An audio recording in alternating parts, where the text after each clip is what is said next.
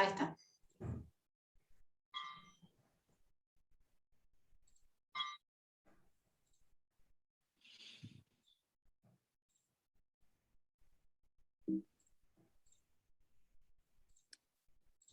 Ahí estamos.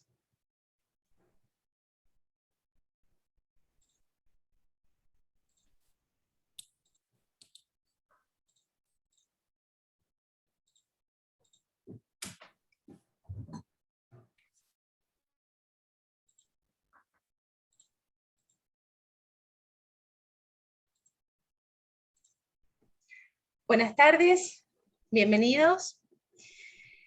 Durante la charla les solicitamos mantener sus micrófonos silenciados para evitar interferencias. El chat se encuentra activo para realizar preguntas y comentarios que le acercaremos a los panelistas al finalizar la presentación.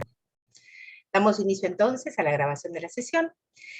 El ciclo de Cultura y Estudios Irlandeses se enmarca en la Cátedra Extracurricular de Estudios Irlandeses de la Escuela de Lenguas Modernas, creadas en 2015 y auspiciada por la Embajada de Irlanda en la Argentina. Tal como se enuncian los objetivos de la cátedra, se promueve la difusión de la cultura irlandesa en sus manifestaciones lingüísticas, literarias e históricas, y en la de los inmigrantes irlandeses en la Argentina y sus descendientes. La Asociación de Estudios Irlandeses del Sur se propone el estudio y difusión de Irlanda, su cultura, su lengua, su literatura, su arte, su historia y su sociedad, entre otros aspectos, en particular en relación con la diáspora en la región sur de América. El estudio de la vida de los irlandeses en la región, de sus descendientes y de las comunidades que fundaron, de sus aportes a las sociedades de la región y contribuir a la preservación de su identidad. El Centro de Estudios Salvador en Uruguay, dependiente de la Asociación Civil Universidad de El Salvador, se encuentra al servicio de la difusión de la cultura y de la formación y capacitación de la comunidad. En conjunto, buscamos promover la difusión de los estudios irlandeses y a la vez propiciar un ámbito de reflexión y diálogo entre Irlanda y Argentina y de la región, en virtud de los vínculos que nos unen, desde la literatura, la historia, las relaciones internacionales y los estudios culturales. Mi nombre es Paula Ortiz, soy directora de la Escuela de Lenguas Modernas de la Universidad de El Salvador y vicepresidente de la Asociación de Estudios Irlandeses del Sur, AES. La charla de hoy se titula Presencia irlandesa en Paraguay, Perú y Uruguay. A través de diferentes perspectivas que abarcarán desde el periodo hispánico hasta mediados del siglo pasado, las disertantes se referirán a algunos aspectos de la presencia de los irlandeses en Paraguay, Perú y Uruguay. Le doy la palabra entonces al doctor Justin Harman, presidente de AES. Muy buenas tardes, es un gran placer darles la bienvenida hoy, esta tarde, a esta charla. Voy a dejar a mi amigo y miembro del Consejo de la Asociación, Roberto Elizalde, que va a actuar de moderador, para dar la introducción, para hacer la introducción de los ponentes. Yo quisiera simplemente dar un poco de trasfondo, la historia de nuestra asociación, que nació en 2017.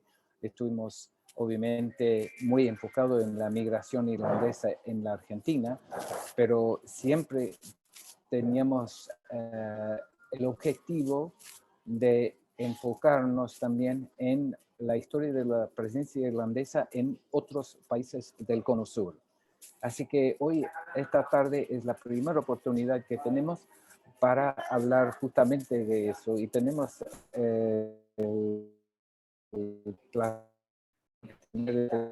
tres personas que han hecho un trabajo importante en respecto de la presencia irlandesa en el Perú, en Paraguay y en Uruguay.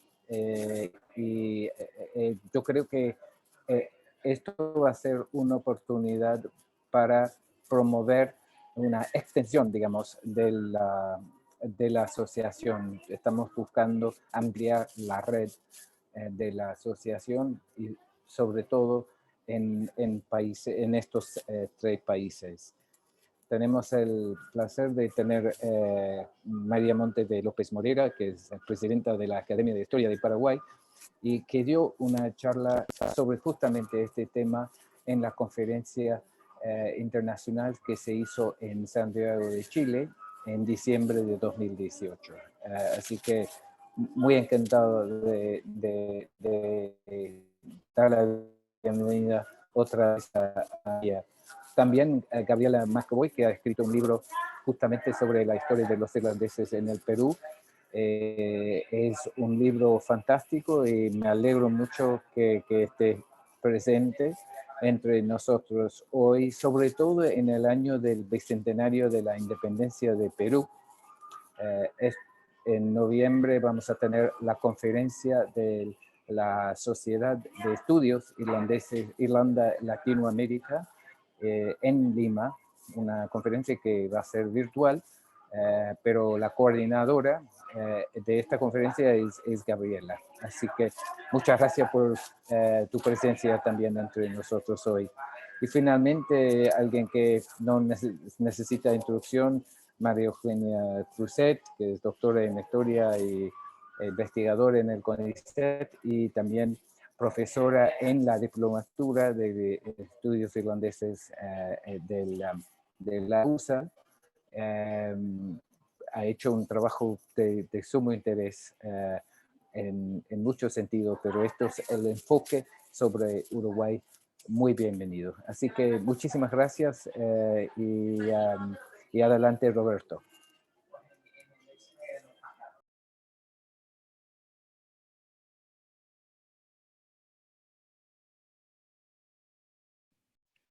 Bueno, muchas gracias, Justin.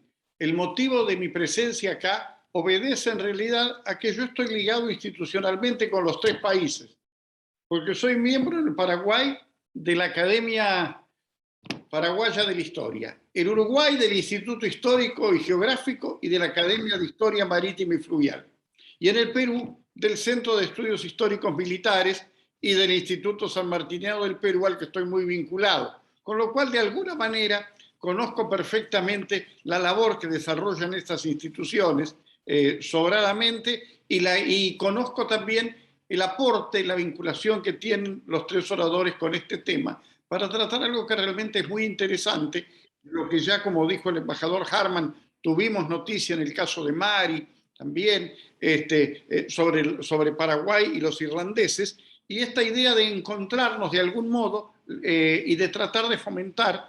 Habíamos pensado en algún momento en hacer una gran jornada en el Paraguay, empezando nada más y nada menos que recordando desde los primitivos padres jesuitas, que tuvieron tanto que ver en el desarrollo y que el primero de ellos era un irlandés.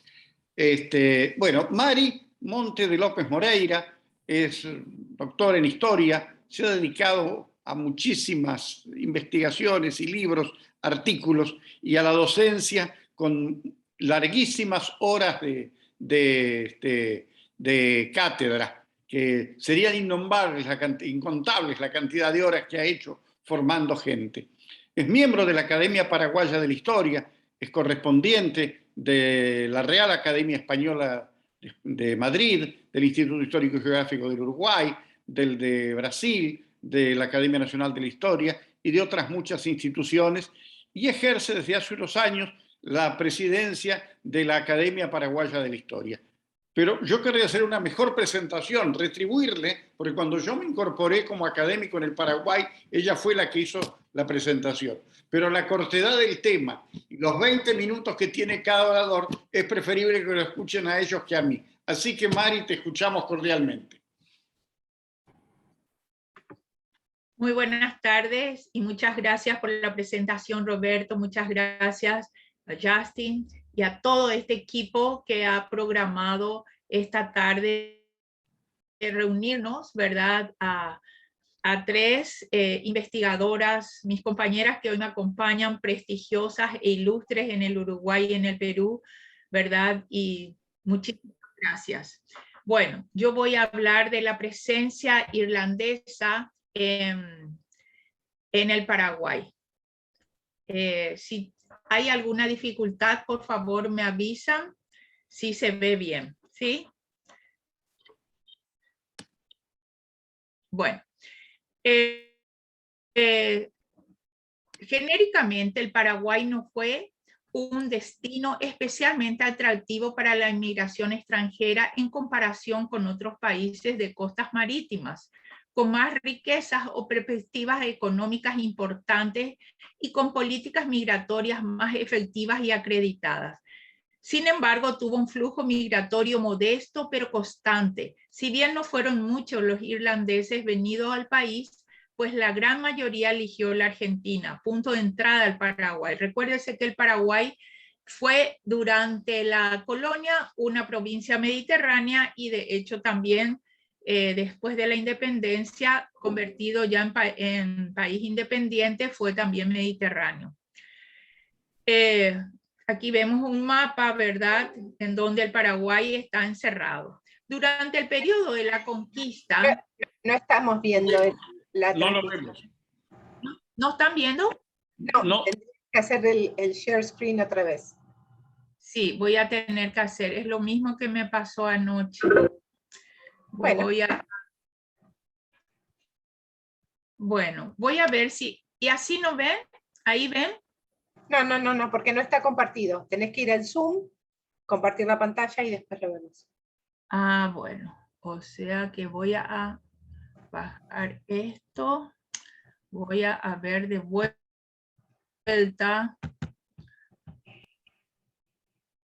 Es lo mismo que me pasó ayer.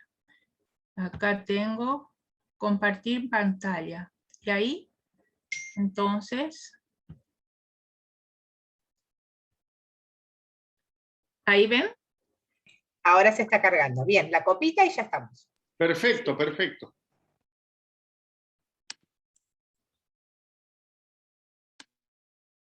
Ahí. Ahí ven, ¿verdad? Sí, perfecta. Bueno, muchísimas gracias por esperarme. Durante el periodo colonial, después de la fundación de Asunción en 1537, Asunción se convierte en amparo y reparo de la conquista. La corona española vio la necesidad de conquistar el territorio evangelizando a sus pobladores. Tal es así que en 1587, 5 misioneros enviados de Brasil al Tucumán se establecieron en Santiago del Estero, pero 3 de ellos, el irlandés Tomás Field, el portugués Manuel Ortega y el catalán Juan Saloni, se trasladaron hasta Asunción y se dedicaron a la evangelización. Quiero recalcar que Tomás Field fue el primer irlandés que pisó territorio paraguayo. La tarea misional de los padres Field y Ortega se dirigieron a la región de Guairá, que hoy pertenece a Brasil, ¿verdad? Por la guerra que tuvimos, Brasil se quedó con esa parte y se dedicaron a la evangelización indígena y las recientes fundaciones de Ciudad Real, Villarrica del Espíritu Santo y Santiago de Jerez. Villarrica después fue trasladada a territorio paraguayo, las otras 2 quedaron en Brasil. En estas ciudades, Phil estuvo evangelizando a indígenas y también a colonos. Ambos retornaron a Asunción y colaboraron con bastante diligencia a atender a los afectados de una gran epidemia venido del Perú y que causó estragos especialmente en la población nativa. Es posible que esta epidemia haya sido de viruela porque era muy común la viruela en este tiempo. Y pasado el peligro, el padre Phil volvió al Guairá, pero se dedicó, como dije, exclusivamente a la evangelización indígena. Tomás Phil fue natural de Limerick, nació en 1549 y luego a Francia, de allí a Bélgica, a los 25 años de edad viajó a Roma, ingresó a la Compañía de Jesús, viajó al Brasil y trabajó 10 años, primero como académico y cerca de San Paulo, en Piraquitinga, y una década más tarde llegó al Paraguay. En la colonia vinieron otros irlandeses, como Carlos Murphy, el llamado como el capitán Murphy. Él fue un irlandés al servicio de España y había llegado en 1766. y ocupó la gobernación de Paraguay en reemplazo de Fulgencio de Yegros y Ledesma. Fue partidario de la causa jesuítica y le cupo la ingrata misión de la extradición de los misioneros de la Compañía de Jesús por orden del rey Carlos III, 1767. Esta era la región jesuítica, ¿verdad?, que ocupaba entre el río Tebicuarú, Paraná y Uruguay, 30 misiones que quedaron totalmente abandonadas. El gobierno de Carlos Murphy fue bastante prodigioso. ¿Por qué? Porque él trató de fundar algunas poblaciones y comunidades para repeler el avance portugués que venía del este. También se ocupó del Tratado de Límites entre España y Portugal y estableció la administración importante de correos y postas uniendo las localidades de Asunción y a Buenos Aires. A él se le debe todo esto, por lo tanto, su gobierno fue muy importante. También promovió otras fundaciones importantes que hoy, hasta el día de hoy, subsisten, como Cacupé, llamado Barrero Grande, hoy se llama Eusebio Ayala, Arroyo Esteros, Pirayú, Carayao, Carimbatú, Ubicuí, y extendió los límites jurisdiccionales de Asunción, porque en un principio era solamente 30 leguas y más tarde fueron 50 leguas, y él extendió todo en la región oriental. Otro personaje importante irlandés que llegó al Paraguay fue O'Higgins. William O'Higgins, llamado aquí Don Guillermo. Se lo conoció como Guillermo O'Higgins. Y él fue el hermano, ¿verdad?, de Ambrosio, que fue virrey de Perú y gobernador de Chile. Ambrosio y William fueron calificados para el servicio de España y viajaron a América, y una breve estadía en Buenos Aires, uno se trasladó a Chile y el otro quedó en Asunción. Esta es la familia O'Higgins en Paraguay y que subsistió, y hasta el día de hoy existe el apellido O'Higgins en Paraguay, ¿verdad? Don Guillermo O'Higgins se casó con una dama de la élite asuncena. Ella pertenecía a los Franco Torres, de familia de hacendados, y con ella tuvo una prodigiosa y próspera familia y descendencia. Don Bernardo Cecilio de Avesada O'Higgins fue uno de sus descendientes. Aquí tenemos un documento de él en el año 1805, y registran en detalles las primeras generaciones descendientes de don Guillermo, como se lo llamaba. Muchos de ellos se emparentaron con damas y caballeros de la élite asuncena, y por supuesto que tuvieron una descendencia muy importante aquí en Paraguay.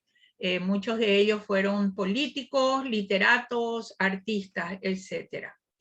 Los Holdan, que más tarde este apellido se convirtió en Doldán, porque era mucho más fácil llamarlo de esa manera, ¿verdad? En 1780, don Manuel de Holdan se radicó en Buenos Aires, y ahí es donde transformó su apellido a llegar hasta Asunción.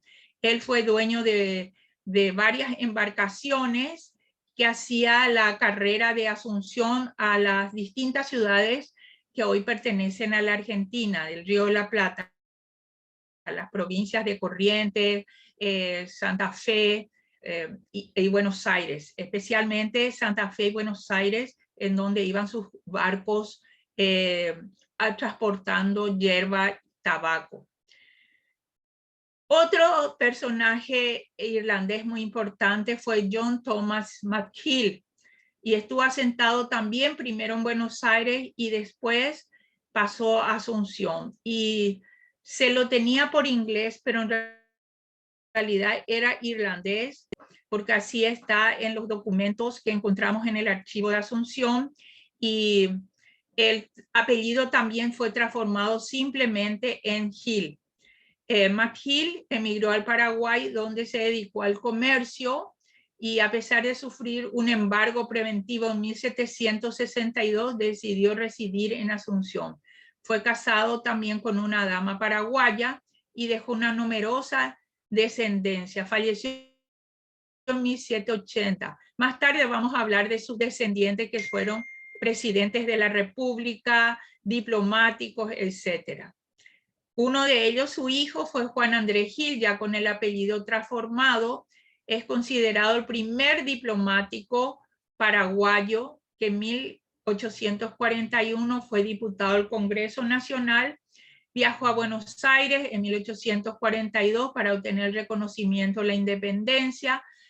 También fue un gran periodista que redactó en el Paraguayo Independiente y en el periódico El Semanario. Y en el gobierno del mariscal Francisco Solano López fue distinguido como miembro del Superior Tribunal de Justicia. Su esposa tuvo una actuación muy importante durante la guerra contra la Triple Alianza, doña María Escolástica Barrios de Gil. Ella pertenecía a la élite asuncena más importante, y fue gracias a ella que las mujeres se reunieron el 24 de febrero de 1867 para donar las joyas. Fue la primera asamblea de mujeres en América y se le debe justamente a doña Escolástica de Gil. Durante el gobierno de Carlos Antonio López, ¿verdad?, se inició una política inmigratoria, y en ese momento vinieron varios ingleses y también irlandeses, y entre ellos vino el ingeniero Thomas Passmore, que llegó con los ingenieros ingleses para trabajar en la estación ferroviaria. Aquí tenemos algunas imágenes que todavía subsistían hacia el año 1900, 1910, es esta coloreada, donde se pueden notar los trabajos de Passmore. Y quizás la irlandesa más conocida fue la señora Alicia Lynch, que fue compañera del mariscal López. Ella había nacido en 1835 en Cork y fue hija de Corina y Frederick Lynch. Ingresó en un colegio aristocrático, el Trinity College, y a la edad de 15 años se casó con un francés, Xavier de Quatrefages, y fue separada de su esposo, y en París conoció a Francisco Solano López en su viaje que había hecho, ¿verdad?, un viaje diplomático para hacer reconocer la independencia de Paraguay y comerciar con los países europeos, y además contratar a varios técnicos. El Paraguay en ese momento, hacia 1853, fue el primer país latinoamericano que había contratado cerca de 280 extranjeros para trabajar en el país. Fue el único hasta ese momento. Elisa Lynch, ¿verdad?, de su relación con Francisco Solano López, llegó a tener 6 hijos. Panchito, que nació en Buenos Aires, y después ella vino a Asunción, y los otros hijos fueron Corina, que falleció muy pronto, Enrique, Federico, Carlos, Leopoldo, y Miguel Marcial, que nació durante la guerra, pero de pocos meses murió a causa de la epidemia del cólera. Mariscal López dejó un testamento a favor de ella, que nunca pudo ella hacerse cargo de todos los bienes y las tierras que le dejó López. En 1870 terminó la guerra, ella se dirigió a Brasil y luego a Europa. 5 años más tarde realizó una protesta contra el gobierno, y estaba gobernando el presidente Juan Bautista Gil, que fue justamente uno de los descendientes de aquel irlandés que yo ya les hablé, Matt Gil. Y ella presentó una nota requiriendo todos los bienes que el gobierno paraguayo le debía, pero Gil no hizo caso, o sea, hizo caso omiso a esta exposición y protesta, y entonces ella tuvo que retirarse del Paraguay muy afligida y cansada de pretender recuperar todos los bienes que antes de la guerra le había concedido su pareja, Mariscal López. Viajó al Cercano Oriente con 2 de sus hijos y falleció en París el 26 de julio de 1886 a la edad de 53 años. Durante el gobierno de Alfredo Stroessner, ella fue reconocida como la compañera de López y sus restos fueron traídos al Paraguay y quedaron depositados en Asunción. Actualmente hay una comisión muy interesante, ¿verdad?, que está abogando sobre la verdad de lo que ocurrió en la guerra, etcétera, y también está proponiendo que los restos de la Lynch pasen de la Recoleta al mausoleo que tenemos conocido como el Panteón Nacional de los Héroes. Pero eso se tiene que dilucidar en el Congreso y hasta el día de hoy no ha tenido un resultado óptimo. Otros irlandeses descendientes de los que había hablado anteriormente fue John Parrott O'Leary, hijo de John O'Leary. Él se estableció en la Argentina. Su hijo, vamos a verlo después, otro fue Stephen Gallagher, Gilbert Stephen Casey. Aquí tenemos algunos de ellos, especialmente Carlos Smith O'Hara, los O'Durning. Por el tiempo no voy a hablar de cada uno de ellos, los Evally, los Cowan y los Pettengill, que formaron familias, uniéndose con Paraguaya, formaron unas prodigiosas familias. Los descendientes de los irlandeses, ya le hablé del presidente Juan Bautista Gil, que asumió la presidencia en 1874, lastimosamente fue asesinado en 1877, fue el primer magnicidio que hemos tenido, y durante su gobierno se firmó el Tratado de Paz, Amistad y Límites con la Argentina en 1876. Realizó innumerables obras en esos 3 años de gobierno.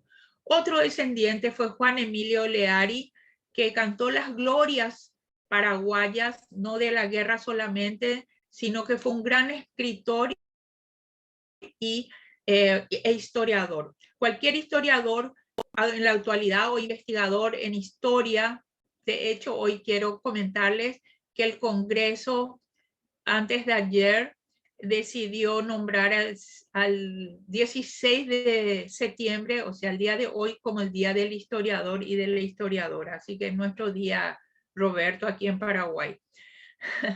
Bueno, Juan Emilio O'Leary fue un gran historiador, ¿verdad? Y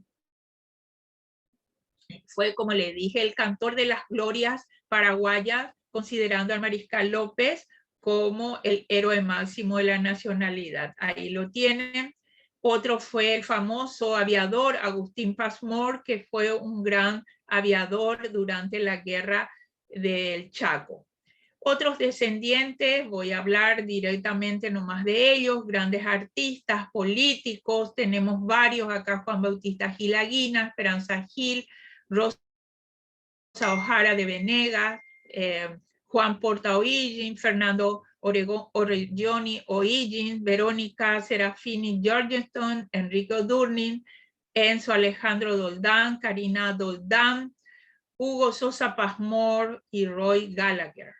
Muy bien, en conclusión puedo decir que si bien la inmigración irlandesa fue escasa en Paraguay, los que vinieron dejaron vestigios muy significativos en el país por la personalidad y relevancia de sus miembros, considerando la calidad de los mismos y su impronta en la historia paraguaya, porque esta memoria se constituye en un merecido homenaje a todos los hijos de Irlanda y sus descendientes que adoptaron al Paraguay como su propia nación.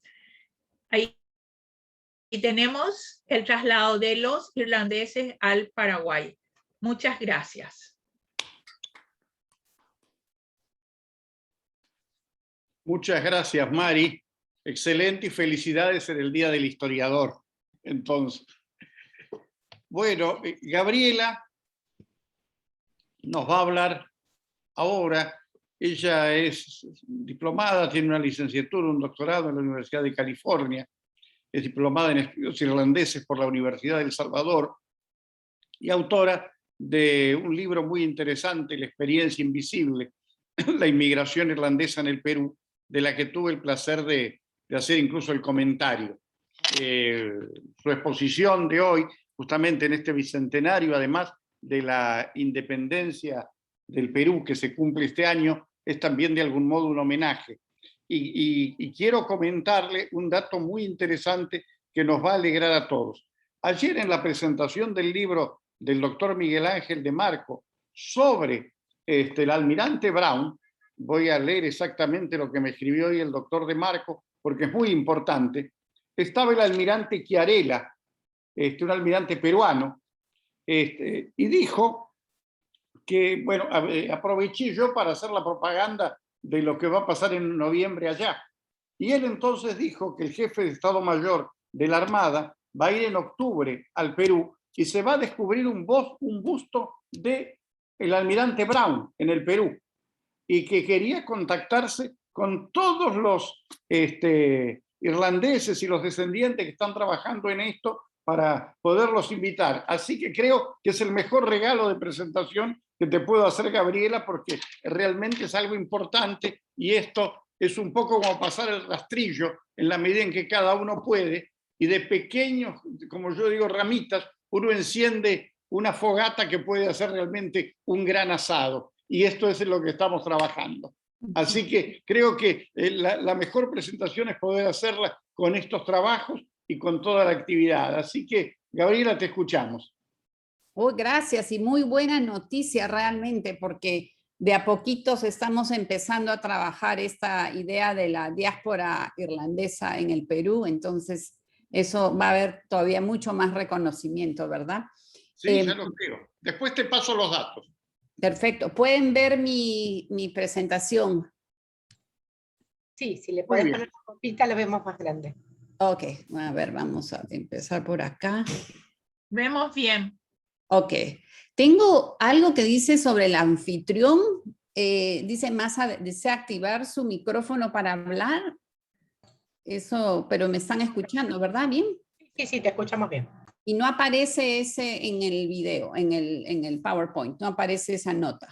No. Ok, será solamente para mí. Muy bien, entonces, empezando, buenas tardes, y deseo agradecer ante todo a la Asociación de Estudios Irlandeses del Sur por esta oportunidad de poder compartir con ustedes un poco de mi proyecto sobre la presencia irlandesa en el Perú. También gracias a las participantes, a Mari y a María Eugenia, y también a todos los asistentes a este evento.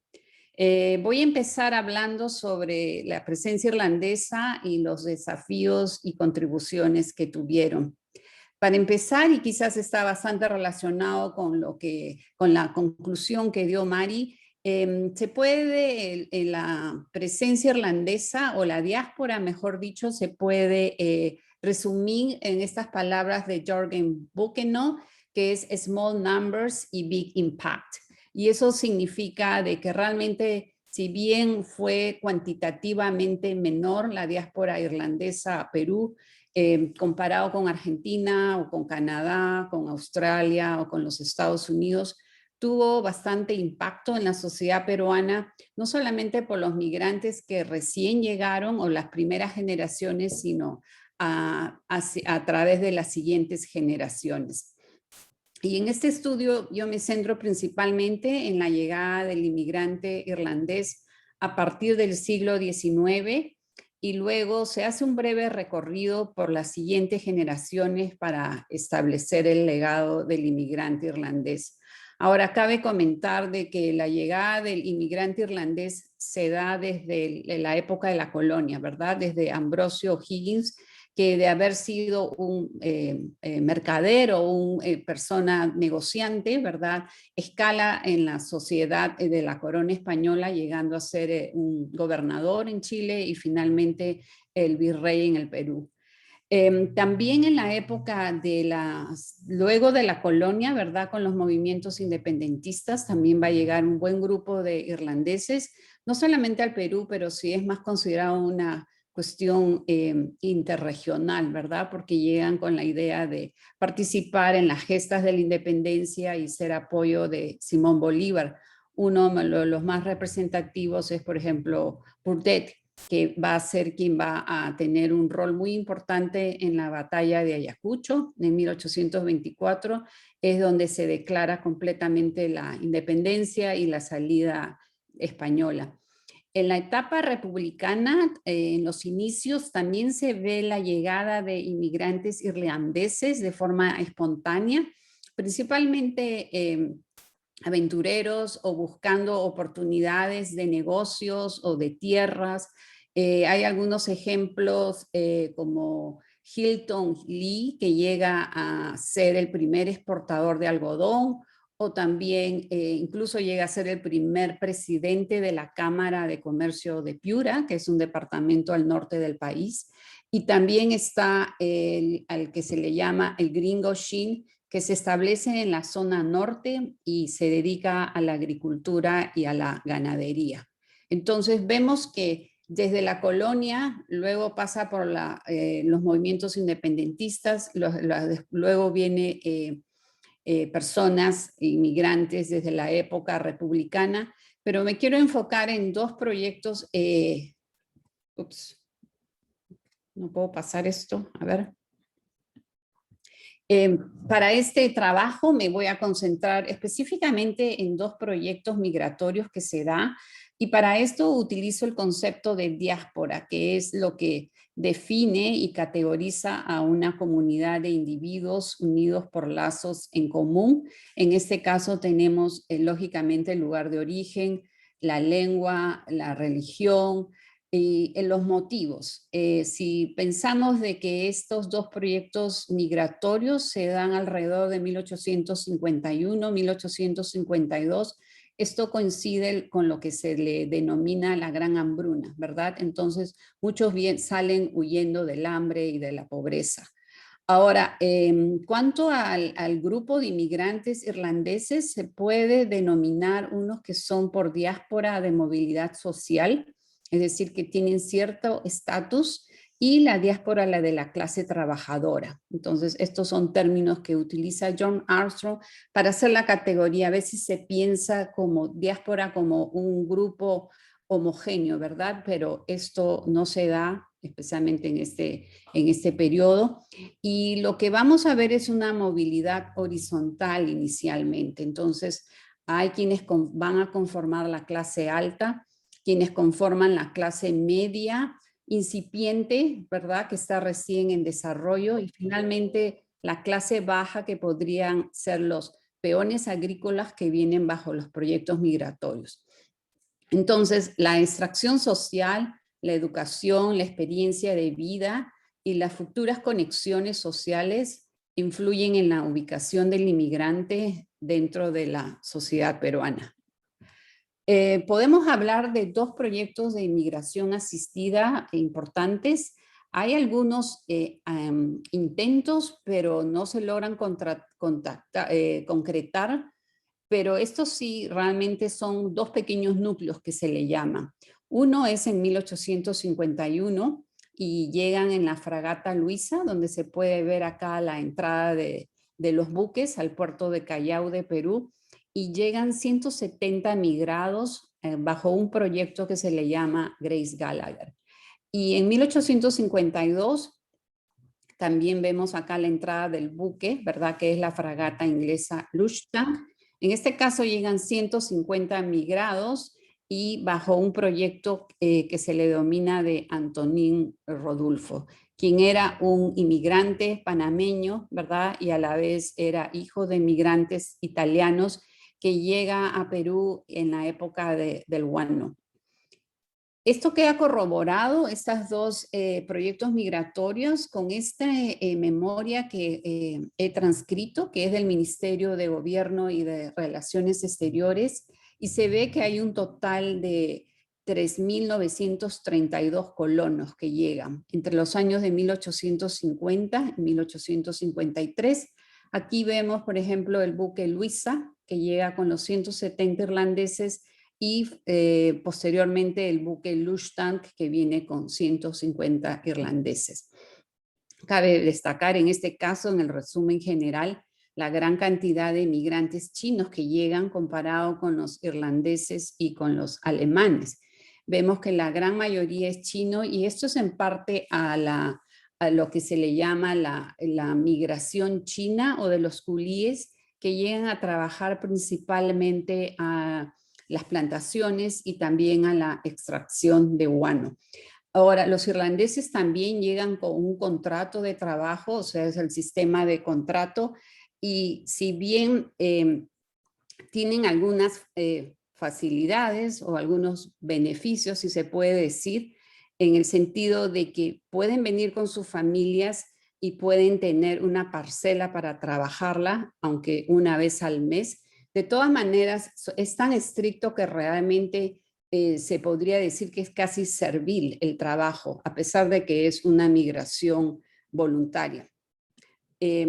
Pude obtener el contrato de migración, y voy a hablar un poquito después sobre el doctor Gallagher, y este contrato queda publicado en el periódico El Comercio en Perú en 1851. Esto se hace en español, pero también en Dublín también se hace y se publica en lo que es en inglés. Y dentro de las condiciones de trabajo, por ejemplo, que se habla es que, como muchos proyectos migratorios, ¿verdad?, se les paga el pasaje de puerto a puerto y la manutención en la hacienda. Lógicamente, este pasaje se les va a ir deduciendo por el tiempo de trabajo que se esté haciendo. La jornada laboral era de 12 horas, de 6 de la mañana a 6 de la tarde, y el jefe de la expedición ganaba 120 libras esterlinas anuales y 150 libras por cada hijo, mientras que el sueldo de los peones era de 13 libras al año. Entonces vemos acá la gran diferencia, y es un estilo tipo piramidal, porque Gallagher contrata a un jefe de expedición que está en Irlanda y que es justamente Stanislaw James Grace, y después vamos a hablar un poquito de su hijo, ¿verdad?, porque es uno de los personajes más significativos de la migración, y él es el que va a contratar la mano de obra para las plantaciones de Gallagher. Gallagher, por un lado, necesitaba mano de obra, ¿verdad?, porque era a los años después de que se había abolido la esclavitud, y entre estos terratenientes había una especie de preocupación por falta de personal, y a la vez era consciente de la gran hambruna que había. Entonces se hace este contrato pensando en traer inmigrantes irlandeses para que trabajaran en 3 de sus haciendas que tenía en el Callao. Otro de las estipulaciones es que se les pagaba por asistencia médica y alimento, pero sin derecho a sueldo. Y no podían desplazarse ni trabajar para nadie sin permiso de Gallagher. Entonces él era el amo y no podían en ningún momento tratar de salir de este contrato. Los únicos días de fiesta eran Navidad y Viernes Santo. No podían casarse solamente con la autorización de Gallagher, y finalmente se les obligaba mediante un documento legal a servir 5 años en el caso de la expedición y 7 años para los peones. Ahora, Gallagher tenía un proyecto de irrigación que lo había solicitado unos años antes.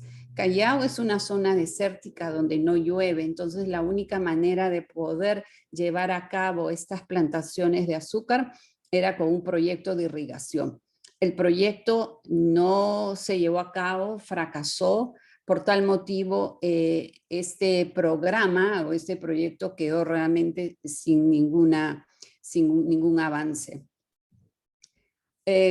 Algunos de los pasajeros, por ejemplo, vamos a ver acá en la fragata Luisa, como les comenté, James Stanislaw va a ser el jefe de la expedición y viene con sus hijos William Russell Grace, Ellen y Michael. Ahora, William Russell es bastante significativo porque es el hijo de James, quien vivía en Irlanda y a la edad de los 13 años se escapa a Nueva York. Estando en Nueva York, está por un periodo de 2 años donde va a hacer una serie de trabajos, incluso especialmente en la zona naviera. Entonces, con esta experiencia que tiene, regresa a Irlanda y va a crear una oficina de contratación de inmigrantes. Entonces, él se va a convertir en el mediador entre su padre, entre las líneas navieras y entre Gallagher, y él va a ser el que va a ayudar a reclutar gente. Cuando llegan al Callao, él se va a separar del grupo, va a permanecer en el ramo naviero, y los inmigrantes irlandeses se van a la plantación de Gallagher. Es interesante ver también que hay 2 hermanas, ¿verdad?, que viajan en el grupo. Entonces, últimamente creo que hemos estado leyendo bastante bibliografía sobre la diáspora irlandesa femenina, y vemos acá que es un claro ejemplo de mujeres solteras.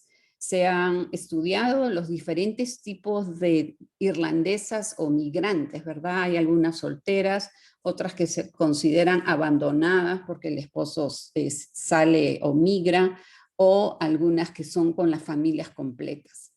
El grupo también viene con un médico, y este médico después va a ser parte del hospital de Gallagher, ¿verdad?, donde él es director.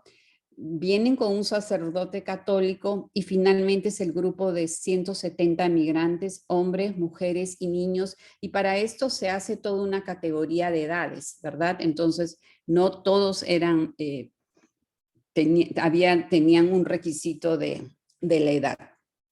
Entonces, el principal gestor de la migración irlandesa es John Patrick Gallagher. Él es un marino y médico irlandés que llega a Perú en 1836. Parece ser que por ser marino había viajado mucho, y en uno de sus viajes se estableció en el sur de Perú.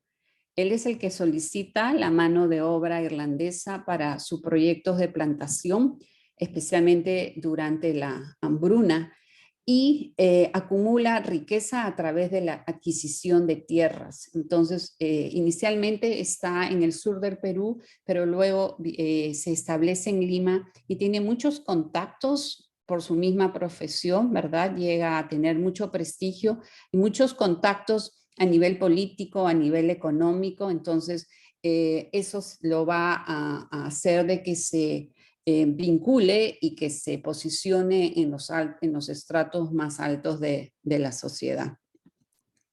Y tenemos el otro personaje importante, ¿verdad?, en esta migración irlandesa, es William Russell Grace.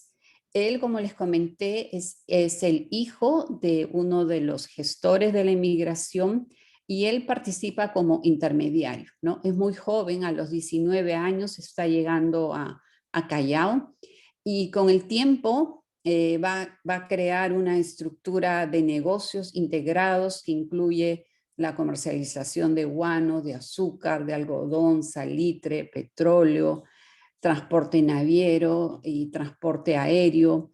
Es una figura controversial en el Perú por los monopolios que lo consigue y por el contrato también Grace, que en unos minutos les explico.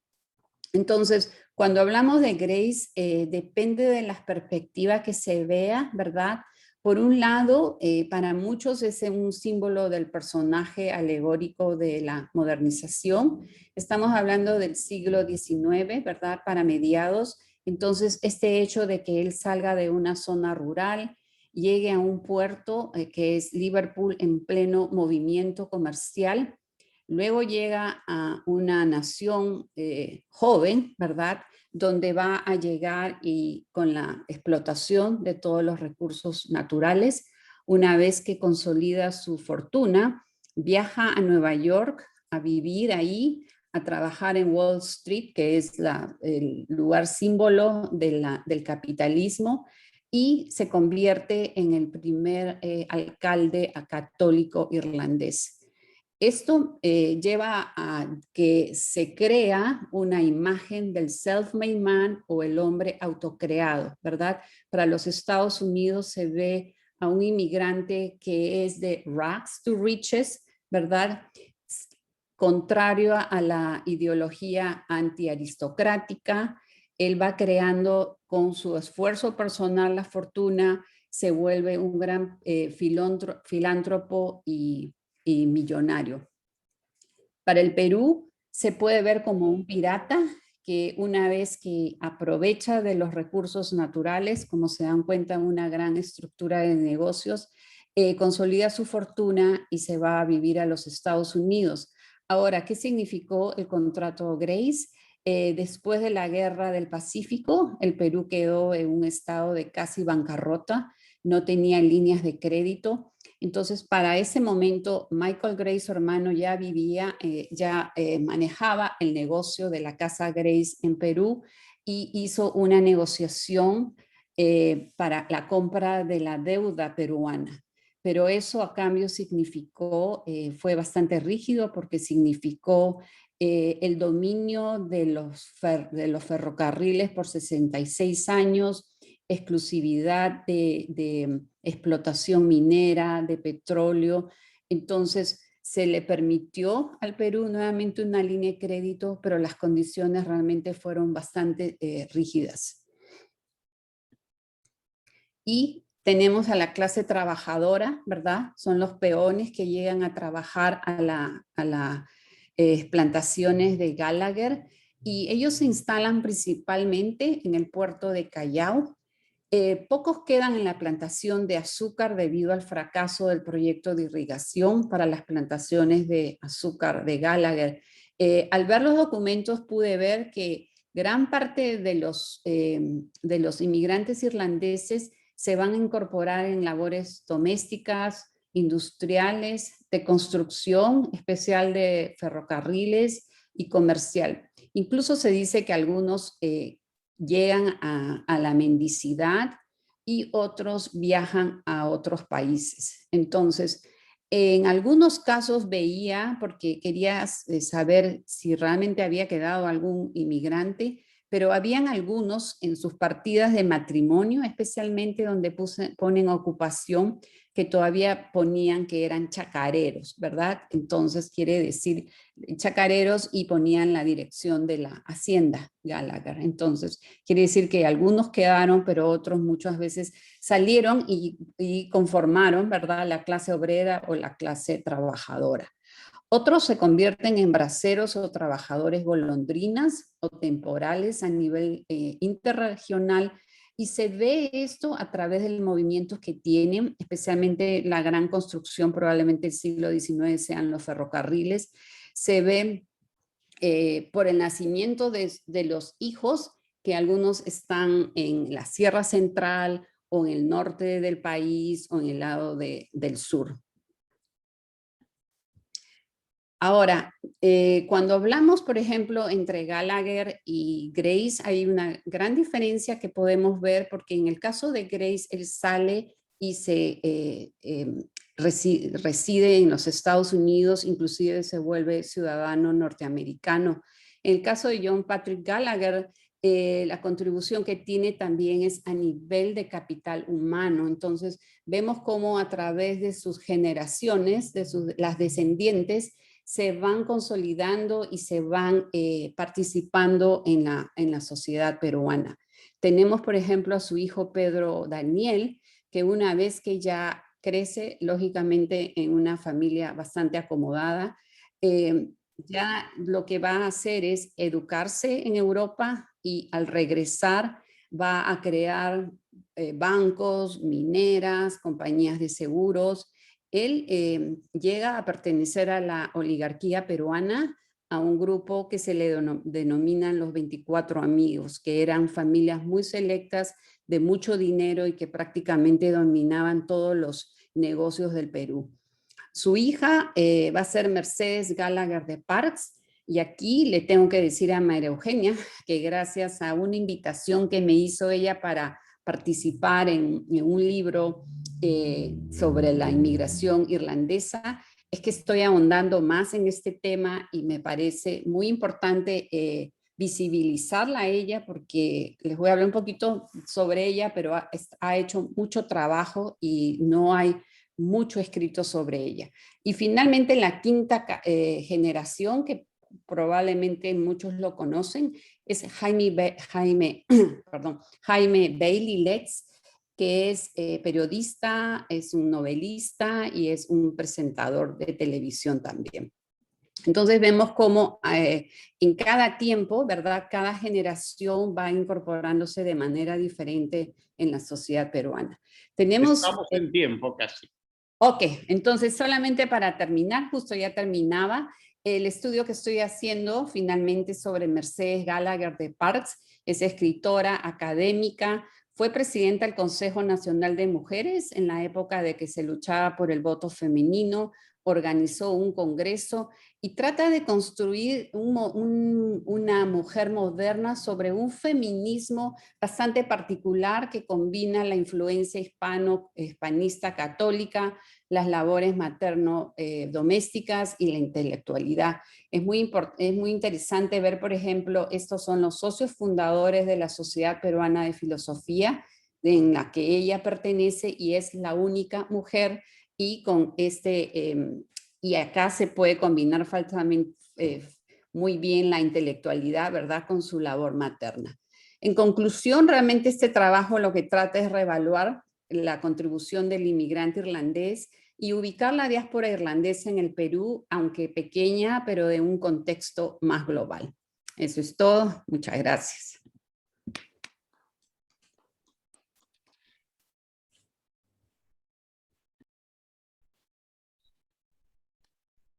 Bueno, ahora le toca a María Eugenia Cruzet, que es doctora en Historia por la Universidad del País Vasco, cosa que tenemos de bueno los vascos, ¿no es cierto?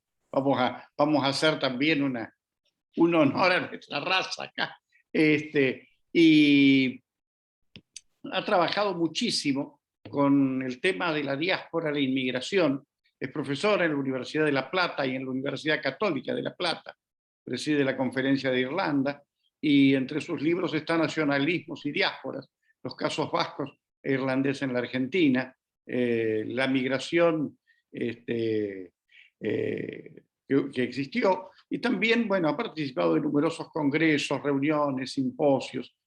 Bueno, con gran gusto vamos a escuchar este tema que tiene que ver con el Uruguay, al cual estamos incluso los porteños de alguna manera y los argentinos tan ligados por razones de familia, de parentesco y de amistad, porque somos, siempre les digo, tienen, aunque se los digo con todo afecto, ustedes son una provincia argentina y no se enojen, tienen lo mejor de lo bueno que tiene el porteño y lo mejor del hombre del interior. Así que eso es lo que ha podido ver esa inmigración irlandesa de la cual vas a hablar. Bueno, muchas gracias, Roberto. Sí, que también vasco, así que se nota por lo bueno. Quiero agradecer en primer lugar a Justin y a Paula de la asociación, que es un gusto para mí formar parte, por invitarme a transmitir esta ponencia que nace de una investigación que pude hacer en Uruguay. Yo no soy uruguaya, yo soy argentina, pero que pude hacer en febrero del 2020, antes justo de la pandemia. Así que este trabajo es un trabajo que nace como fruto de la pandemia. Entonces, para mí es un gusto poderlo compartir con ustedes y transmitir esta investigación. Entonces vamos a poner la presentación. Bueno, el trabajo se llama Relaciones Bilaterales entre Uruguay e Irlanda, y específicamente el tema migratorio y cómo Uruguay va a trabajar el tema migratorio y el tema migratorio de los irlandeses al país. El trabajo me lo publicó la revista Ideas de la Universidad de El Salvador. Hay también una versión en inglés donde también comparo con el caso chileno, así que si quieren ver cualquiera de los dos trabajos, lo pueden ver en academia.edu, que es este sitio donde hay varios trabajos publicados míos. Bueno, están estos y otros más, así que los invito si quieren leerlos cuando quieran. Y para empezar voy a decir algo que tiene que ver con lo que Roberto dijo y que tiene toda la razón del mundo, y que se remonta al siglo XVIII cuando se funda el virreinato, cuando los españoles crean el virreinato del Río de la Plata, y toda esta gran zona del sur de América va a ser un solo territorio administrativo dependiente de la corona española. Y desde esa época los destinos de Argentina y Uruguay van a estar totalmente entrelazados. Toda la historia del siglo XIX es una historia de confrontaciones con Brasil, pero una historia de relaciones amistosas entre Uruguay y Argentina. Y una historia con fronteras a veces inexistentes, cuando éramos un solo país, cuando éramos las Provincias Unidas del Río de la Plata, no existían fronteras, y fronteras que también después, incluso de la independencia de Uruguay, son fronteras muy flexibles, muy porosas, y donde es muy fácil trasladarse de un lado para el otro. Los primeros irlandeses que van a llegar a Uruguay son los irlandeses que habían participado en las invasiones inglesas de 1806 y 1807, que había fracasado en Buenos Aires, que se quedaron como prisioneros en el país, que formaron familias en Argentina, bueno, lo que después va a ser Argentina, que se establecieron y que se convirtieron después también en ciudadanos de este país. Muchos de estos prisioneros pasaron a Uruguay, pasaron a la banda oriental del Uruguay, básicamente por esta búsqueda de tierras, de familia, de quedarse en la región. Uno de estos personajes, de estos prisioneros de las invasiones inglesas que pasa a Uruguay, es Pedro Campbell. Pedro Campbell va a ser un marino que va a trabajar primero bajo las órdenes del almirante Brown, va a luchar contra los realistas, y a partir de 1814 va a quedarse en la banda oriental del Uruguay, sirviendo a las órdenes del general Artigas, el gran patriota uruguayo, que lo va a tomar, lo va a contratar como marino. De hecho, a Campbell se lo considera como el padre de la flota naval uruguaya, ¿no? De ahí la importancia de Campbell. Pero junto con Campbell va a haber otras personas que van a participar y ayudar y que van a formar parte de la historia uruguaya, como por ejemplo Juan Murphy, que también va a ser contratado como corsario a las órdenes de Artigas. Cuando en 1816 las Provincias Unidas del Río de la Plata consiguen finalmente la independencia de España, van a encontrarse con un gran rival y una gran potencia regional, que es el Imperio de Brasil. El Imperio de Brasil tiene y siempre tuvo una política expansionista. Si uno considera lo que era Brasil del siglo XV a lo que es actualmente Brasil, el territorio, uno puede entender básicamente cuál es la política de Estado del Estado brasileño. Y el Imperio de Brasil va a tener una política expansionista hacia el interior del Amazonas, pero también hacia el sur. Y en esta expansión hacia el sur es cuando se van a aproximar a Uruguay. Y de hecho, van a llegar a tomar la banda oriental del Uruguay en 1821, la van a incorporar al Imperio Brasilero y la van a constituir en la provincia cisplatina. Después de una lucha encarnizada que va a ser Artigas contra los brasileros, termina siendo vencido en la batalla de Tacuarembó, y Uruguay queda entonces, la banda oriental del Uruguay queda como provincia dependiente del Imperio Brasilero. Este va a ser el punto de inflexión y la declaración de guerra entre Argentina y Brasil, en esto que se conoce en la historiografía argentina como la Guerra del Brasil, y para la historiografía brasilera como la Guerra Cisplatina. Es una guerra que va a durar de 1825 a 1828, va a ser una guerra que se va a desarrollar la mayor parte en el mar, y en esta guerra es donde se destaca el almirante Guillermo Brown. Guillermo Brown va a ser el que va a llevar a cabo las mayores batallas, las batallas más importantes, una de las cuales es la batalla de Juncal de 1826. Esta es justamente una imagen que representa esta batalla, y donde se hace, esta batalla se da muy cerca de la costa en el Río de la Plata, cerca de la ciudad de Buenos Aires, y entonces ahí es donde el almirante Brown da esta arenga y esta frase famosa, fuego rasante que el pueblo nos contempla. Y donde entonces, teniendo al pueblo de Buenos Aires, mirándolo y apoyándolo, da todo su valor en la batalla, ganándole a los brasileños y poniendo prácticamente punto final a esta guerra. Esto es del Museo del Cabildo de Montevideo, es el escopio de almirante Brown.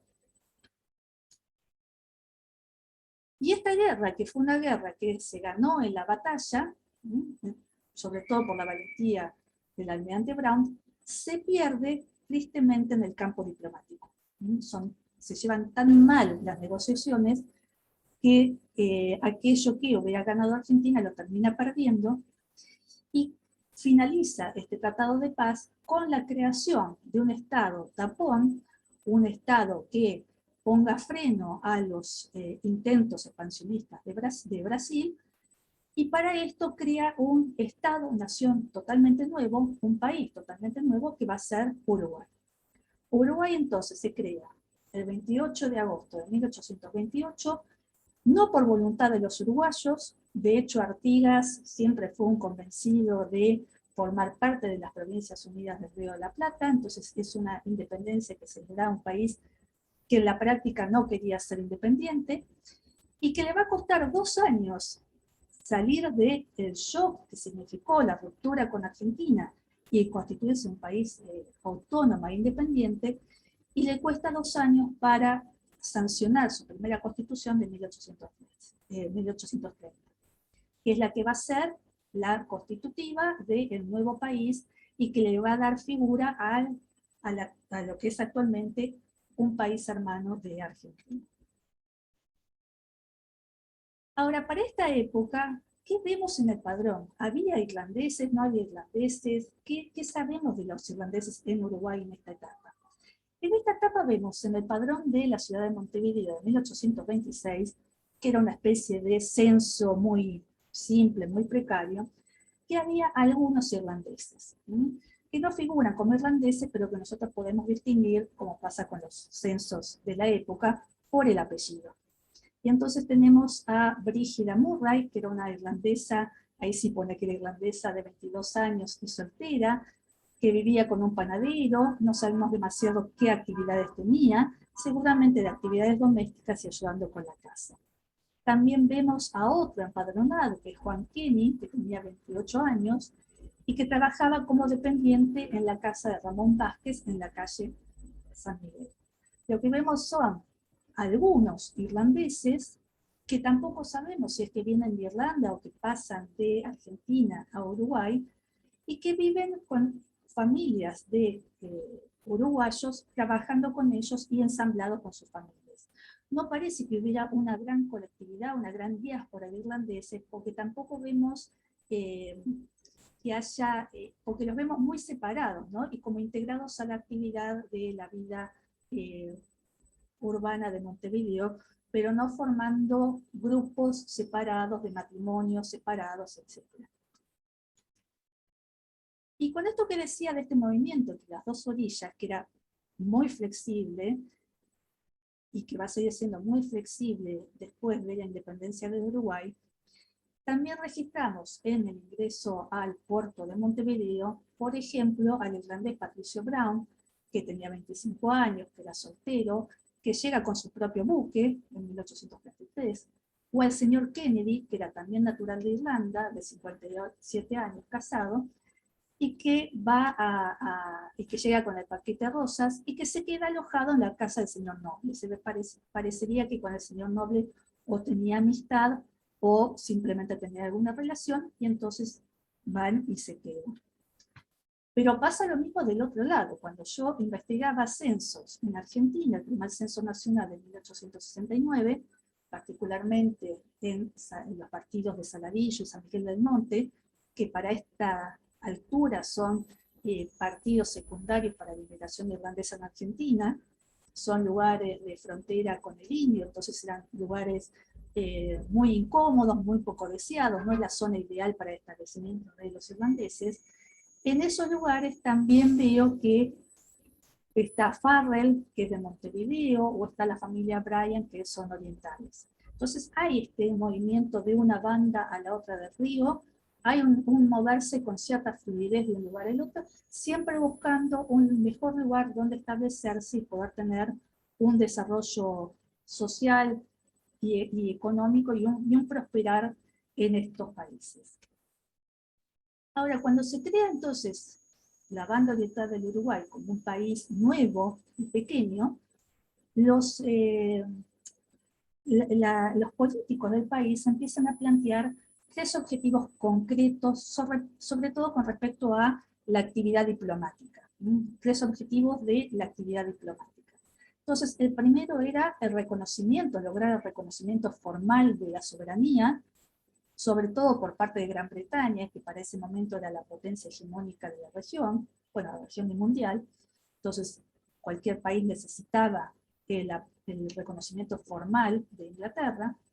El segundo gran objetivo era lograr un importante intercambio comercial, porque era necesario un ingreso económico a partir del comercio. Entonces, esto era fundamental para Uruguay y para Argentina. Y el tercero, y que de hecho es mucho más importante que los otros dos, e incluso que los otros dos juntos, y esto se ve en la cantidad de correspondencia donde se habla de este tema, era el fomento de la inmigración. Era necesario traer inmigración a Uruguay como mano de obra que se ocupara del campo. Y entonces para ocuparse de todas esas actividades designan a Edward Neale, un irlandés, a quien se lo nombra cónsul general en la Gran Bretaña. Y en la Gran Bretaña él va a dedicarse sobre todo a fundar viceconsulados en Irlanda. Ya el general O'Brien, que había sido lugarteniente de San Martín, que después había comprado una estancia en Uruguay y que había colaborado con el gobierno uruguayo, había en su momento establecido algunos consulados en Inglaterra, ¿no? y en Irlanda también. Pero ahora Neale lo que va a hacer es una actividad mucho más organizada, más profesional, si se quiere, y va a crear estos viceconsulados en muchas ciudades de Irlanda, sobre todo en Cork y en Dublín. Y van a ser muy interesantes estas cartas donde él designa a estos vicecónsules y toda la actividad que durante unos 10 años él desarrolla como cónsul general para tratar de conseguir que vayan inmigrantes irlandeses hacia el Uruguay. Y tanto es así, y tanto es el esfuerzo que un país pequeño como Uruguay pone en esto, que en un momento el gobierno le manda una carta a Neale y le dice, bueno, fíjese que estamos gastando muchísima plata en empleados nuevos que usted contrata, en alquilar de residencias para el consulado, tenga cuidado porque estamos gastando mucho dinero. Y entonces Neale les manda una carta y les dice, bueno, es cierto, estamos gastando, pero estamos invirtiendo. Porque nosotros con esto lo que estamos consiguiendo es que llegue a Uruguay la inmigración de mejor calidad. Y lo pone textual, porque él consideraba que los inmigrantes irlandeses eran los inmigrantes de mejor calidad que se podían conseguir. Entonces, bueno, lo dejan seguir trabajando y teniendo esta actividad tan febril que tiene en Irlanda tratando de conseguir inmigrantes para el Uruguay. Bueno, hasta la firma de Neale, ¿no? Que fue cónsul interino por un año entero hasta que finalmente lo pusieron como cónsul permanente. Lo que yo no sé es qué tanta cantidad, qué éxito tuvo Neale en conseguir inmigración para que vaya a Uruguay. Porque de hecho estaban 2 países muy importantes luchando por inmigración, Brasil y Argentina. Argentina sobre todo, que era el lugar más donde el clero católico, sobre todo con la figura del padre Faggi, había creado estas redes para incentivar la inmigración hacia Argentina. Entonces yo creo que en la práctica no consiguió demasiada inmigración como él pretendía. Y vamos a ver después también por qué. Pero para el siglo XX lo que sí vemos es un Uruguay que es un país pequeño, pequeño por territorio y por población, nada más que por eso, que tiene una gran simpatía por Irlanda.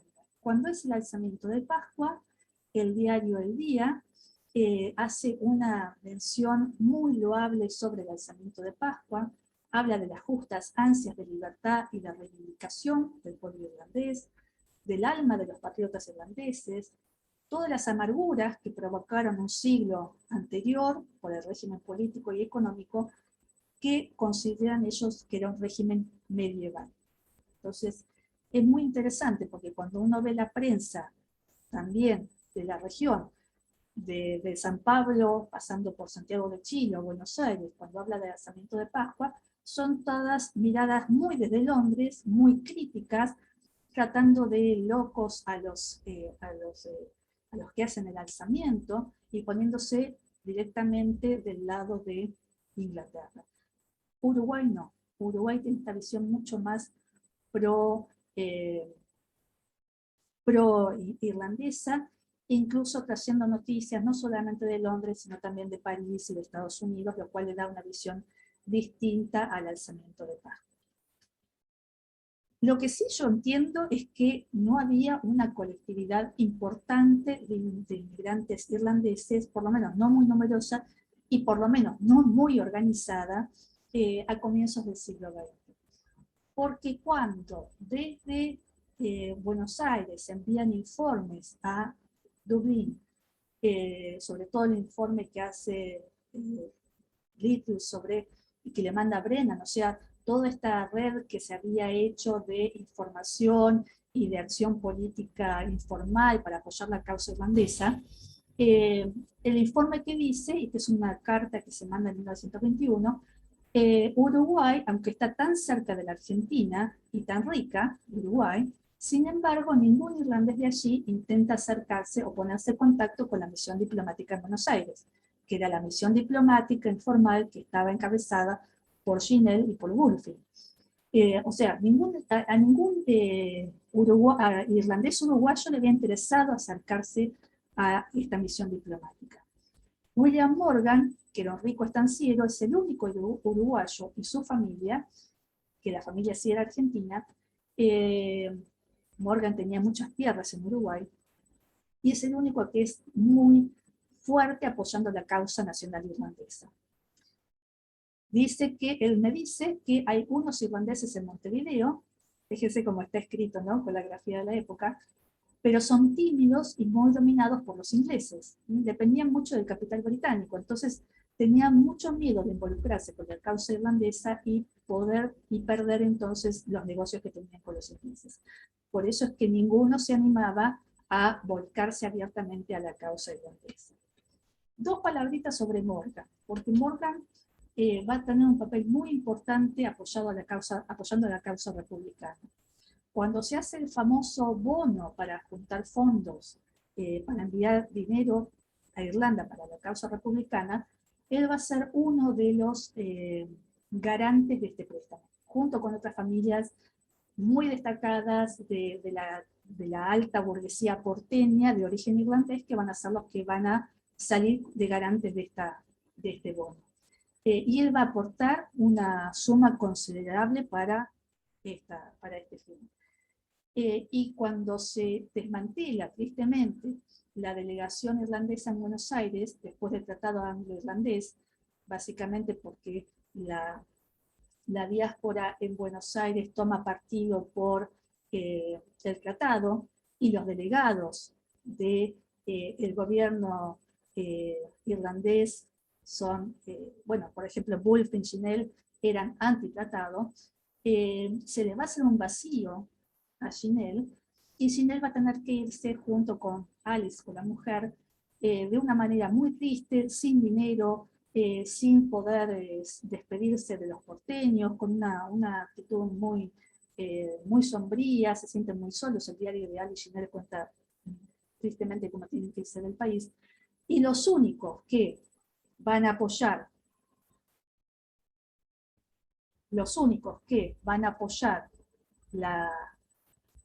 a Ginell y a la esposa es Morgan y su mujer, que van a estar ahí, que los van a acompañar hasta el barco y que los van a despedir, que les van a dar dinero también para que puedan llegar a Dublín con algo para poderse manejar en el campo. Entonces, como conclusión, y también escuchando, en base a lo que yo estudié, pero también escuchando a María y a Gabriela de lo que cuentan, y tomando una frase que pone Gabriela, la inmigración irlandesa no fue la más numerosa, la inmigración irlandesa fue muy poca en Uruguay, sin embargo fue particularmente importante en el sentido de construir un Uruguay, de construir Uruguay de la nada, porque eso, así es como se construyó Uruguay, de la nada. Y algo que tienen en común todas las inmigraciones irlandesas, todas las diásporas irlandesas a lo largo de todo el mundo, es que siempre son muy agradecidas a los países que los han recibido y siempre pusieron lo mejor de su parte para construir un país ahí donde estaban. Estados Unidos, Canadá, Perú, Chile, Argentina, Uruguay, donde sea que estuvieran. Entonces también esta es una característica de los irlandeses, de ser generosos y agradecidos con el país donde se sienten. Muchas gracias. Felicitaciones, excelente exposición también. Sí, María Eugenia, en realidad hay una cosa que no es menor. Los que iban como representantes, los agentes de inmigración, nosotros tuvimos un agente de inmigración que era famoso. Yo he encontrado sus cartas donde, hablando elegantemente, lo coimeaba al presidente de la República, le mandaba cajas de habanos, la mejor bebida y demás. ¿Quién era ese señor Hilario Ascasubi, que gastaba fortunas en Francia buscando traer acá inmigrantes, y eran bastante desgraciados los resultados que tenían ellos, ¿no? Pero vivían espléndidamente. Más, tenían hasta enfrentamientos con los diplomáticos, como fue el caso de Ascasubi con Balcarce, que no lo quería para nada, el yerno de San Martín, que tenía rango de ministro, ¿no? Así que muy interesante tu exposición, muy, muy amena realmente. Bueno, muchas gracias. Bueno, yo rompí el fuego, a ver, sigan con las preguntas.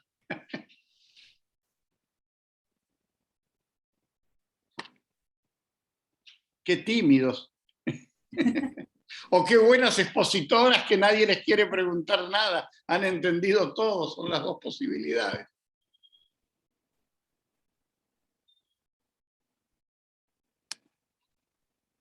Creo que acá hay una pregunta.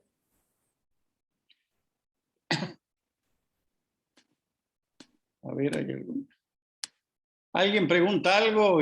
Paula, no escucho.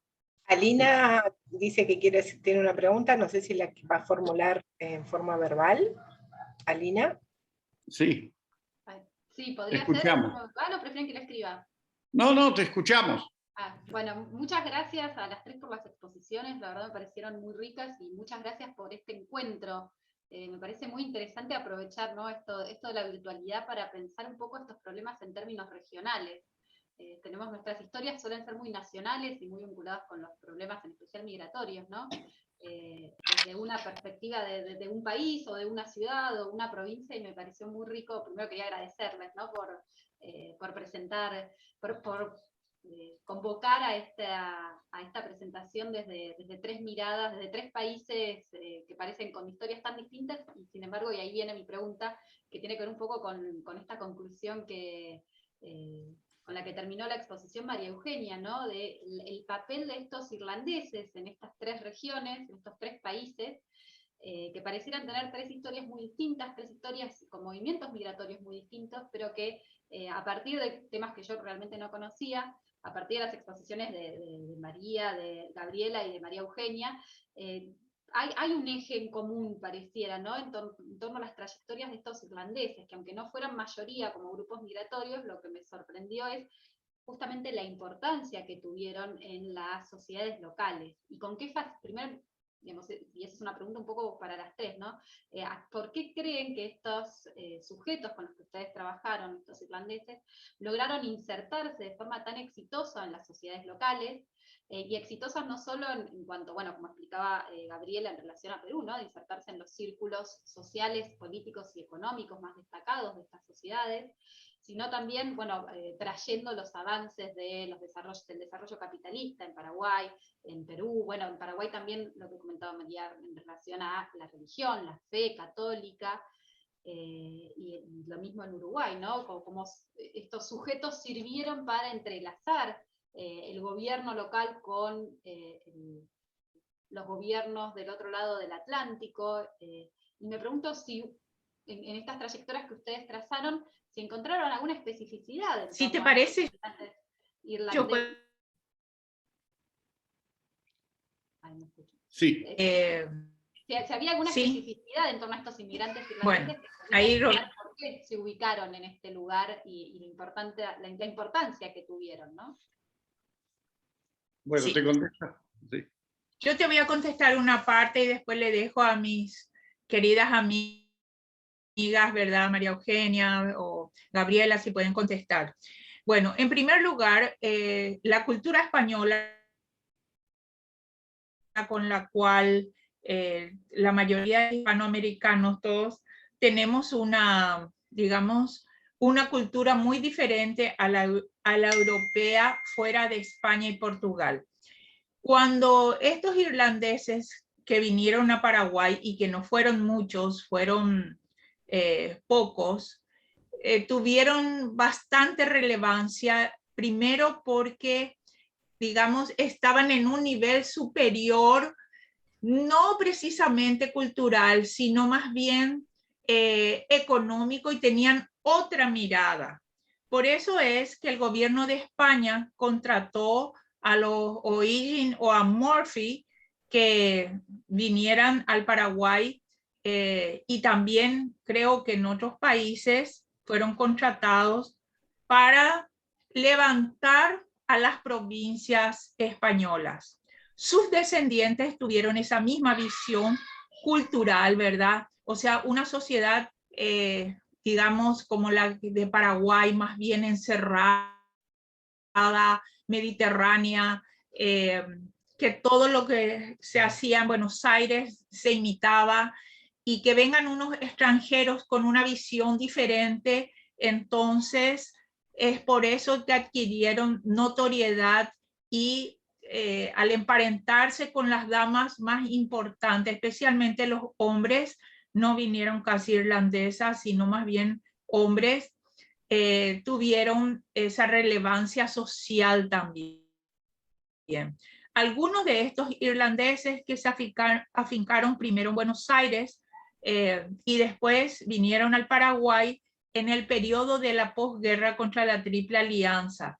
En ese periodo vinieron mucha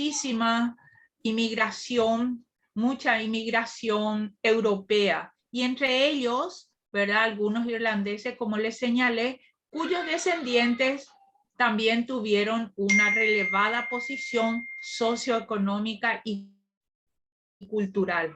Tal es así que hasta el día de hoy nosotros tenemos en Paraguay descendientes de irlandeses que ocupan un sitial elevado en esas posiciones. No sé si contesto tu pregunta,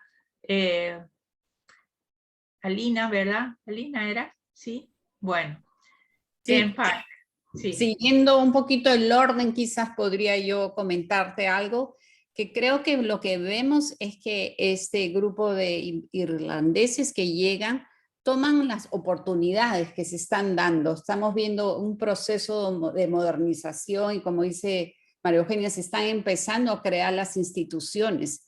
Entonces toman esta iniciativa de empezar a crear. Ahora, las siguientes generaciones, mientras que los pioneros, y eso mucho sucede, ¿verdad? Los pioneros son los que inician, abren el paso para los negocios. Las siguientes generaciones ya hacen una movilidad social ya más a través de la educación.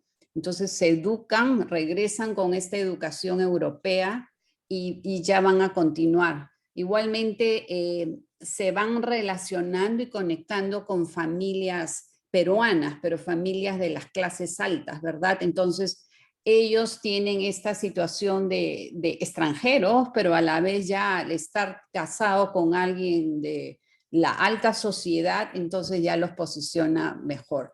Y hay estas condiciones, ¿no? Que siempre uno habla extrínseco y intrínseco, entonces tienen este empuje, pero a la vez también las condiciones sociales y económicas se están dando en el país. Bueno, Lina, gracias por la pregunta. Yo te voy a dar una visión más macro, te voy a dar mi hipótesis, y te voy a decir también que es una hipótesis muy controversial, que cada vez que la digo me la discuten. Entonces ya desde ahora te digo que va a ser para la discusión, básicamente. Pero yo creo, pero esto también, pero tiene su fundamento, ¿eh? No es que algo se me ocurrió a mí porque sí, sino que sale del diálogo con muchas personas de la diáspora irlandesa y de fuentes documentales también.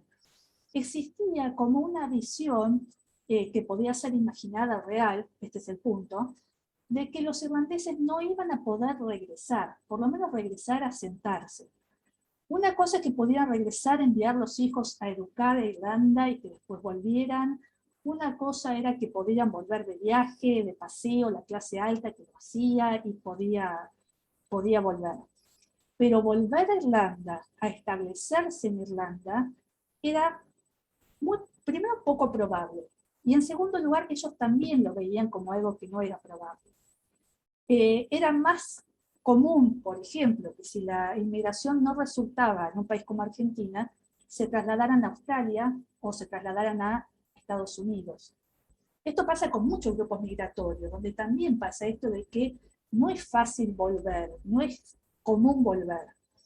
Entonces yo creo que esto tiene una lógica de tratar de incorporarme lo mejor y lo antes posible al país donde estoy. Porque básicamente es lo que me toca y acá tengo que tratar de desarrollarme lo mejor posible. Que también el contexto, como dice Gabriela, ayudó, sí. Porque que hayan llegado los irlandeses a Argentina en un momento antes de la gran oleada inmigratoria, donde todavía podían acceder bastante libremente a la tierra, bueno, tuvieron suerte, la suerte del irlandés. Pero yo creo que viene por esa razón. De nuevo, es controversial, porque hay muchas personas que me han dicho que no, que estoy... Pero yo creo que en el fondo hay mucho de eso. Y de hecho hay una novela de una escritora irlanda-argentina que se llama justamente Nunca regresarás, ¿no? Y está justo en la mentalidad, no vamos a poder regresar. O porque no tengo más acceso a la tierra, o porque no voy a poder volver a integrarme, o porque estoy muy bien acá, porque de hecho les fue muy bien. Entonces tampoco tenían necesidad de volver a una Irlanda que, sobre todo en el siglo XIX, era una Irlanda muy pobre. Entonces, la verdad es que tampoco era muy atractivo para ellos volver. Y además eran muy generosos. Muy generosos. Muy cierto. Muy cierto. Acordate que los españoles volvían y los llamaban el indiano rico.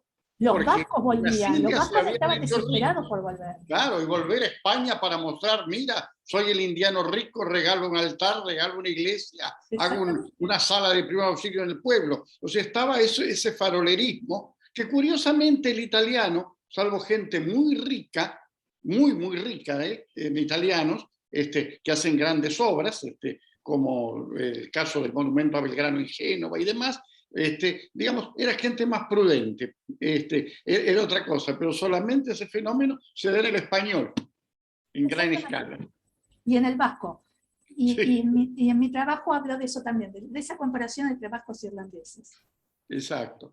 Muy no, cierto. yo sí estoy de acuerdo también con María Eugenia, que parte de eso también se lleva, porque no había este sistema de comunicaciones como hay ahora, ni facilidad, entonces era como ya no dar la vuelta y ya se pasaba la página, ¿verdad?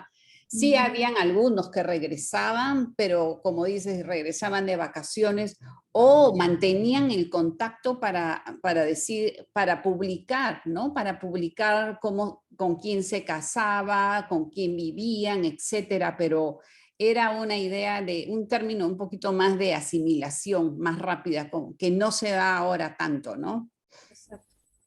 El caso de Paraguay, por ejemplo, fue un poco diferente de Uruguay y de Perú, porque los irlandeses que vinieron, afincaron acá, no volvieron a Irlanda, no se salieron más y murieron acá, ¿verdad? No.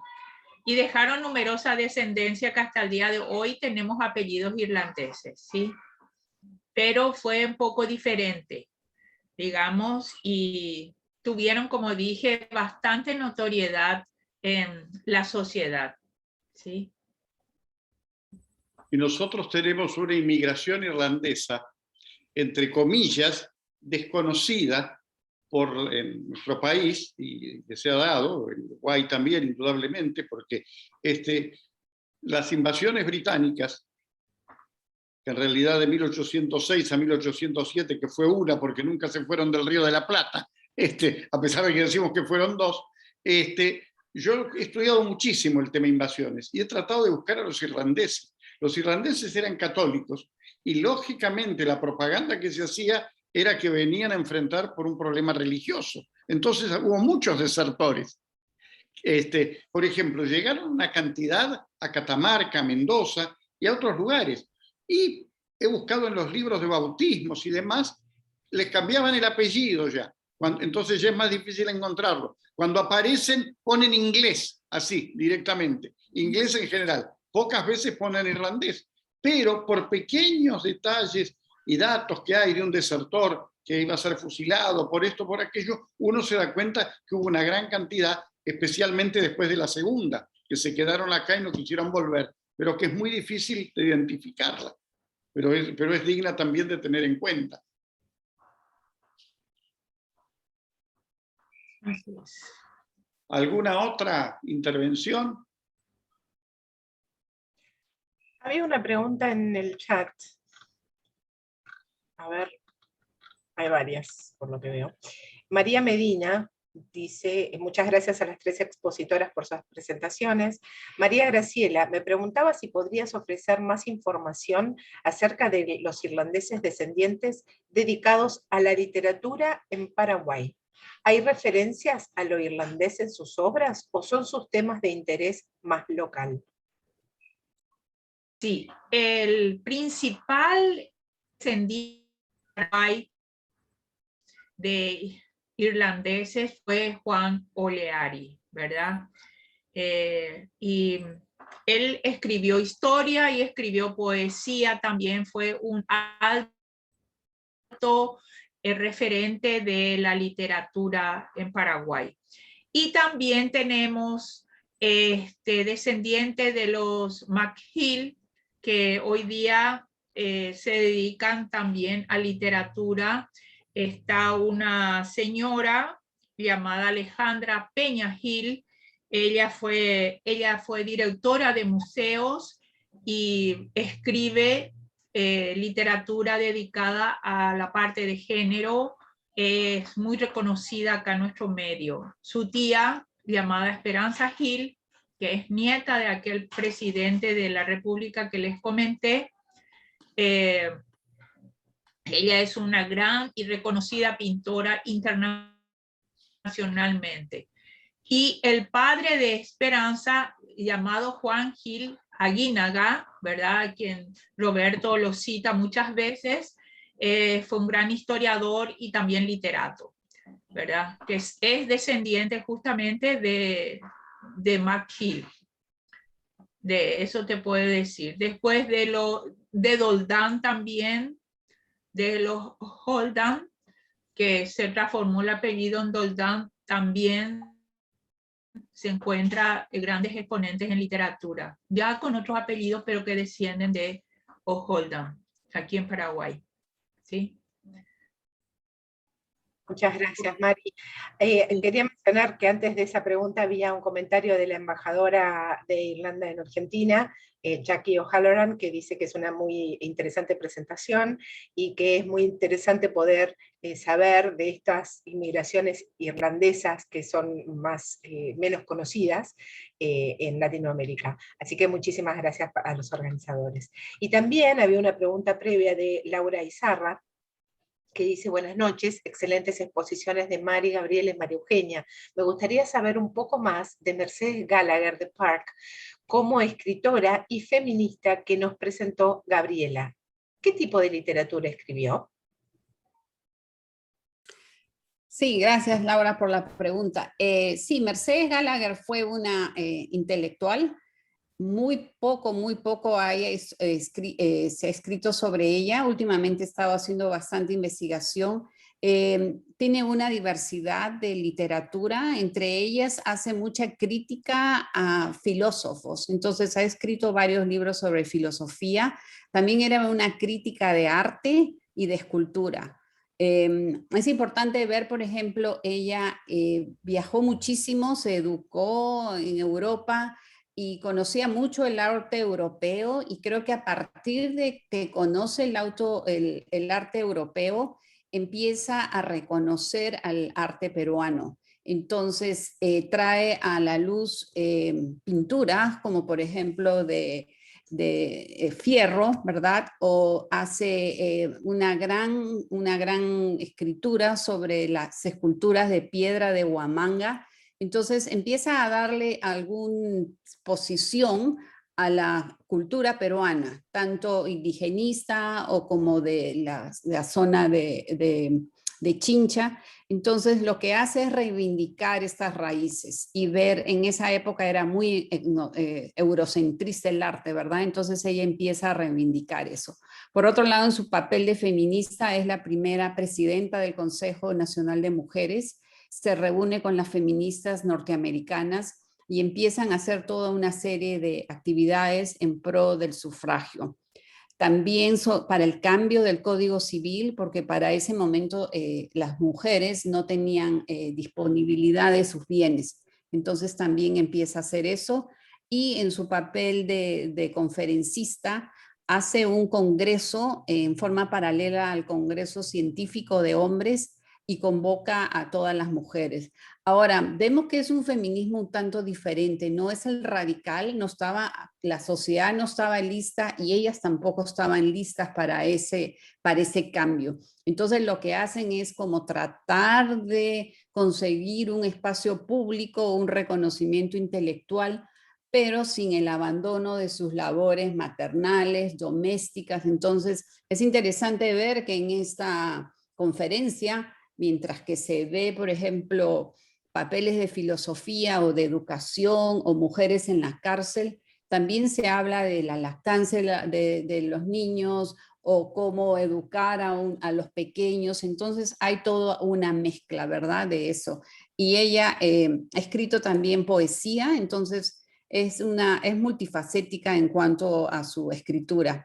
Muchos artículos de periódico también, y siempre está un poco en desacuerdo y parece increíble en estas épocas del ismo, entonces está en contra de las etiquetas del feminismo o del nacionalismo o del capitalismo, entonces tiene una posición bastante centrada sobre estas posiciones radicales. Gracias, Gabriela. Aquí hay otra pregunta de Esteban Morán que dice, bueno, excelente la exposición de todos. Quisiera preguntarle a María Eugenia, ¿por qué los irlandeses en Uruguay tenían recelo de expresarse por el levantamiento de Pascua en comparación de los argentinos?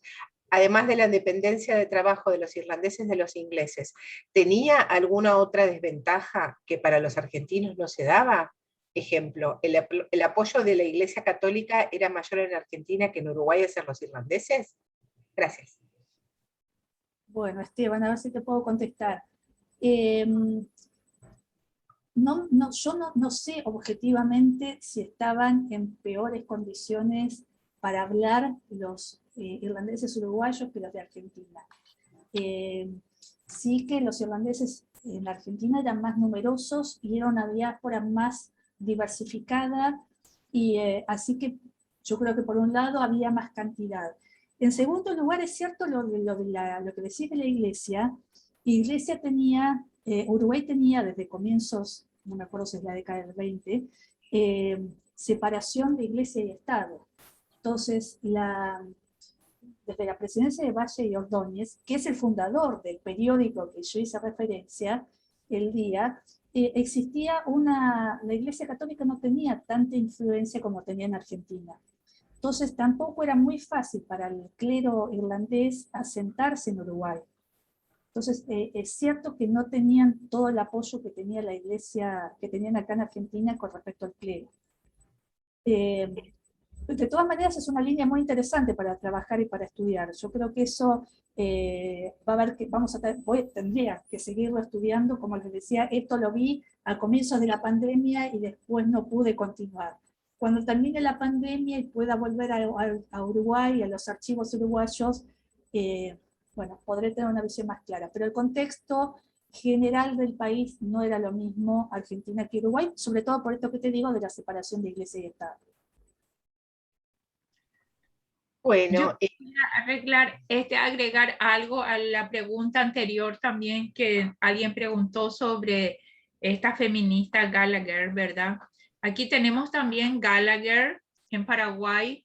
Hacia los años 50 vino Roy Gallagher, y representante del Banco Mundial, y se dedicó a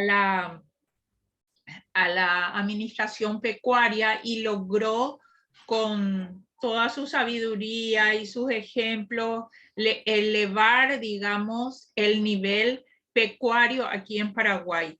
Y también introdujo el juego de rugby, que era casi desconocido en Paraguay.